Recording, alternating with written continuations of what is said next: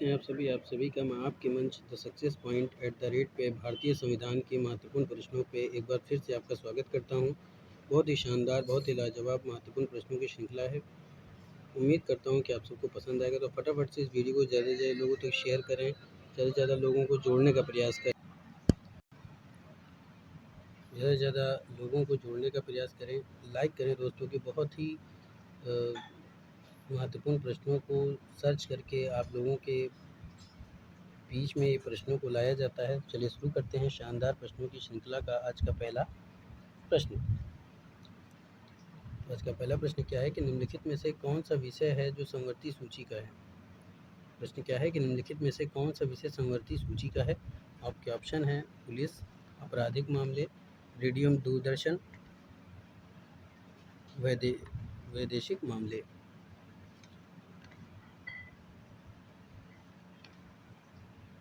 समझ में आ रही है? निम्नलिखित में से कौन सा विषय जो समवर्ती सूची का है, एक बार फिर से सुन लीजिए। आपके ऑप्शन है पुलिस, आपराधिक मामले, रेडियो दूरदर्शन और वैदेशिक मामले। तो जो विषय समवर्ती सूची का है, देखिए पहले तो भारतीय संविधान की 7वीं अनुसूची के तहत आपराधिक मामले समवर्ती सूची के अंतर्गत आते हैं, जबकि पुलिस राज्य सूची के तहत और रेडियो दूरदर्शन और वैदेशिक मामले सब संघ सूची में आते हैं। तो समवर्ती सूची का जो विषय है वो कौन सा है? आपराधिक मामले। कौन सा है दोस्तों? आपराधिक मामले। तो आपके ऑप्शन क्या हो जाएंगे? B is the right answer for this question. अगला प्रश्न, निम्नलिखित में से कौन सा एक भारत के संविधान में राज्य सूची में सम्मिलित नहीं है। कौन सा जो विषय है जो भारतीय संविधान में राज्य सूची में सम्मिलित नहीं है। आपके ऑप्शन है आपराधिक प्रक्रिया संहिता, पुलिस, कानून व्यवस्था, जेल। तो निम्नलिखित में से जो एक भारत के संविधान में राज्य सूची में सम्मिलित नहीं है वो कौन सा है दोस्तों? वो है आपराधिक प्रक्रिया संहिता। तो आपके ऑप्शन क्या हो जाएंगे? ए। तो A is the right answer for this question. अगला प्रश्न क्या कह रहा है? अगला प्रश्न है कि विधायी शक्तियों का केंद्र तथा राज्यों के बीच वितरण संविधान की निम्न अनुसूची में से किस एक में है। समझ में आ रही है? विधायी शक्तियों का केंद्र तथा राज्यों के बीच वितरण संविधान की निम्न अनुसूचियों में से किस में है? तो ये है 7वीं अनुसूची में। तो आपके ऑप्शन क्या हो जाएंगे? बी। तो B is the right answer for this question कह रहे हैं दोस्तों। अगला प्रश्न क्या कह रहा है कि भारतीय संविधान के किस भाग में केंद्र राज्य विधायी संबंध दिए गए हैं। यानी कौन सा ऐसा भाग है भारतीय संविधान का इसमें केंद्र, राज्य और विधायी संबंध दिए गए हैं। आपके ऑप्शन क्या हैं? भाग 10, भाग 11, भाग 12 और भाग 13।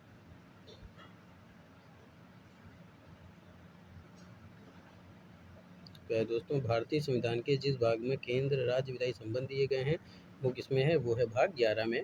तो आपके ऑप्शन क्या हो जाएंगे? बी। तो B is the right answer for this question. अगला प्रश्न,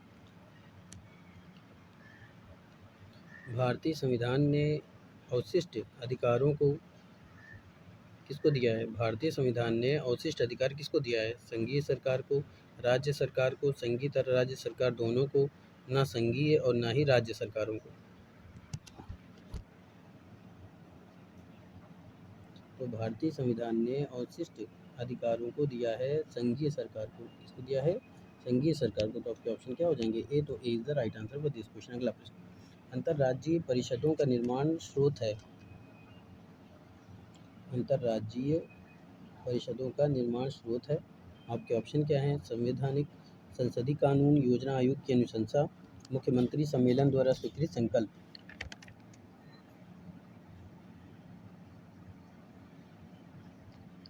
तो अंतर्राज्यीय परिषदों का निर्माण स्रोत है। तो अंतर्राज्यीय परिषदों का निर्माण स्रोत है प्यारे दोस्तों संवैधानिक। आपके ऑप्शन क्या हो जाएंगे? ए। तो A is the right answer for this question. अगला प्रश्न, निम्न में से कौन एक सही सुमेलित नहीं है? आपके ऑप्शन क्या हैं? अंतर्राज्यीय पानी के झगड़े में केंद्रीय संसद के अधिनिर्णय की शक्ति भारतीय संविधान के अनुच्छेद 262 में है। अंतर्राज्यीय जल विवाद अधिनियम 1956, नदी बोर्ड एक्ट 1970, राष्ट्रीय जल नीति 1987।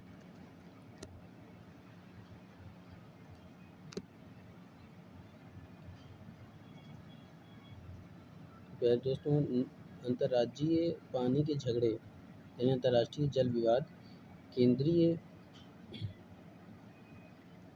संसद के अधिनिर्णय की शक्ति भारतीय संविधान अनुच्छेद 262 में है। सही है। अंतर्राज्यीय जल विवाद अधिनियम 1956, ये भी सही है। नदी बोर्ड्स एक्ट 1970, ये गलत है प्यारे दोस्तों, क्योंकि 1956 में दिया हुआ है, ये गलत हो जाएगा, यही ऑप्शन दिया हुआ है। और राष्ट्रीय जल नीति 1987 सही है, तो आपके ऑप्शन क्या हो जाएंगे? C is the right answer for this question, क्योंकि क्वेश्चन पूछ रहा है आपका कि कौन सा है जो सही सुमेलित नहीं है। आगे चलते हैं। क्षेत्रीय परिषदों का सृजन हुआ है संविधान द्वारा, संसदीय कानून द्वारा, सरकारी संकल्प द्वारा, राष्ट्रीय विकास परिषद के द्वारा। प्यारे दोस्तों, 1956 के संसद के अधिनियम के माध्यम में 5 क्षेत्रीय परिषदों उत्तर, दक्षिण, केंद्रीय, पूर्वी, पश्चिम क्षेत्रीय परिषदों का गठन किया गया। 1971 की बात है कि 6ठी क्षेत्रीय परिषदों का गठन हुआ था। गृह मंत्री प्रत्येक क्षेत्रीय परिषद का अध्यक्ष होता है।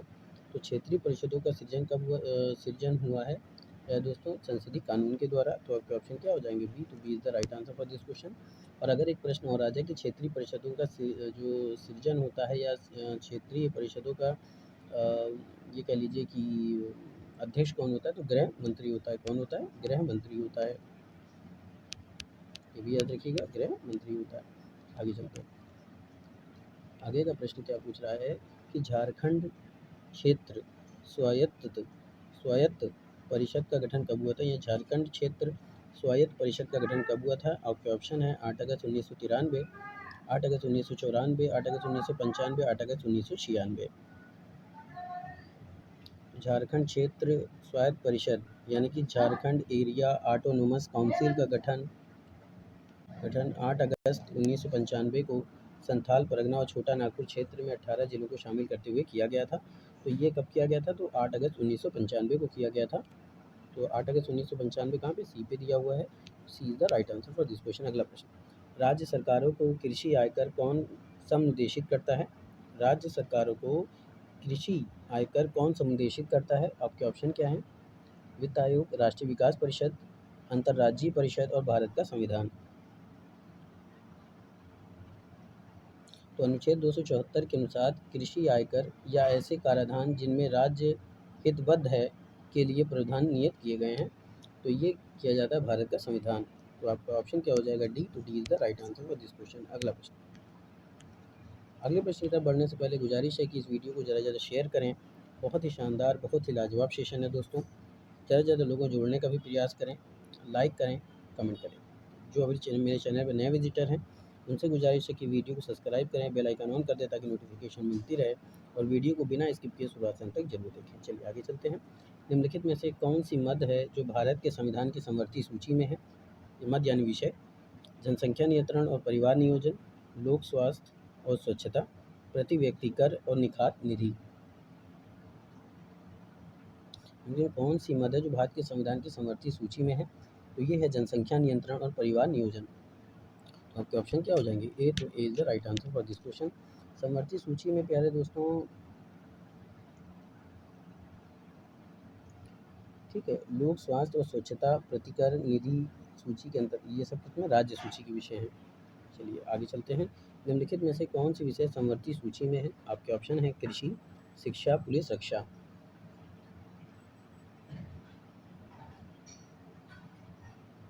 तो प्यारे दोस्तों, शिक्षा जो है वो समवर्ती सूची का विषय है। तो आपके ऑप्शन क्या हो जाएंगे? बी। तो B is the right answer for this question. अगला प्रश्न, सरकारिया आयोग ने निम्नलिखित के संबंध में संस्तुतियाँ दी हैं? आपात उपबंध, केंद्र राज्य संबंध, पंचायतें, नगरीय शासन।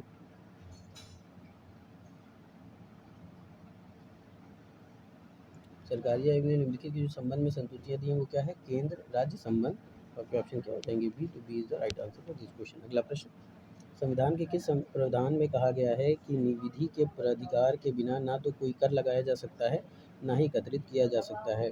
तो आपके ऑप्शन क्या हैं? अनुच्छेद 265, अनुच्छेद 266, अनुच्छेद 300, अनुच्छेद 368। एक बार फिर सुन लीजिए, संविधान के किस प्रावधान में कहा गया है कि विधि के प्राधिकार के बिना ना तो कोई कर लगाया जा सकता है और ना ही एकत्रित किया जा सकता है?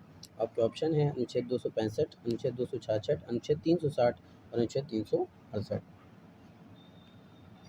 प्यारे दोस्तों, संविधान के अनुच्छेद 265 में कहा गया है कि कोई कर विधि के प्राधिकार से ही अधिरोपित या संग्रहित किया जाएगा, अन्यथा नहीं। इस प्रकार हम कह सकते हैं कि अनुच्छेद 265 के अनुसार। तो आपके ऑप्शन क्या हो जाएंगे? ए। तो A is the right answer for this question. अगला प्रश्न, निम्न में से किस एक की सिफारिश के आधार पर संघ एवं राज्यों के बीच वित्त वितरण होता है? आपके ऑप्शन है वित्त आयोग, अंतर्राज्यीय काउंसिल, योजना आयोग और सहकारिता आयोग। निम्न में से किस एक की सिफारिश के आधार पर संघ एवं राज्यों के बीच वित्तीय वितरण होता है?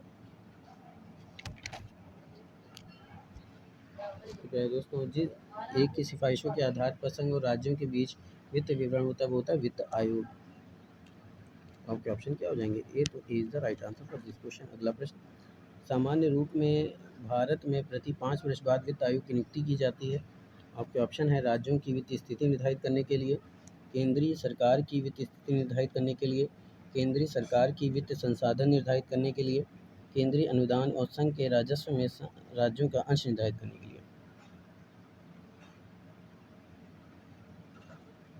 तो सामान्य रूप में भारत प्रति वर्ष 5 वर्ष बाद वित्त आयोग की नियुक्ति की जाती है केंद्रीय अनुदान और संघ के राजस्व में राज्यों का अंश निर्धारित करने के लिए। आपके ऑप्शन क्या हो जाएंगे? D to D is the right answer for this question. अगला प्रश्न, निम्नलिखित में से 2 बार एक ही क्वेश्चन हो गए हैं। निम्नलिखित में से कौन वित्त आयोग द्वारा की गई प्रत्येक सिफारिश को संसद के प्रत्येक सदन में समक्ष रखा जाएगा? भारत के राष्ट्रपति, लोकसभा के अध्यक्ष, भारत के प्रधानमंत्री और संघीय वित्त मंत्री। कौन वित्त आयोग द्वारा की गई प्रत्येक सिफारिश को संसद के प्रत्येक सदन के समक्ष रखवाएगा?